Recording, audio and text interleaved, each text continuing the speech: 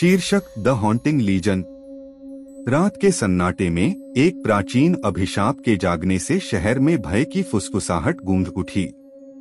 भूली हुई कब्रों से, फटे हुए कवच पहने और अलौकिक हथियार चलाने वाले वर्णक्रमीय सैनिकों की एक सेना निकली। उनकी खोखली आंखें द्वेष से चमक रही थीं। जैसे ही वे एकजुट होकर मार्च कर रहे थे, ठंडी हवाएं चल रही थीं, जिससे वे जिस हवा से गुजर रहे थे वह ठंडी हो गई। दरवाजे चरमराने लगे और परछाइयां भयानक रूप से नाचने लगी, जो उनके निरंतर आगे बढ़ने का संकेत दे रही थीं।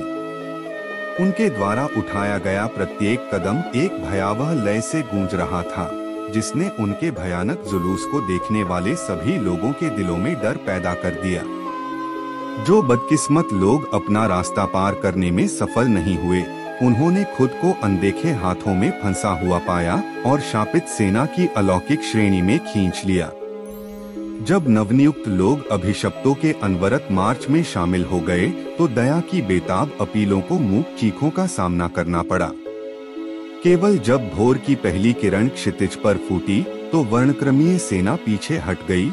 जहां से वे आए थे, वे वापस छाया में लुप्त हो गए। लेकिन शहरवासियों को पता था कि अभिशाप फिर से उठेगा, और जब अंधेरा फिर से छा गया, तो वे एक बार फिर भूतिया सेना की डरावनी भयावहता का सामना करने के लिए तैयार हो गए।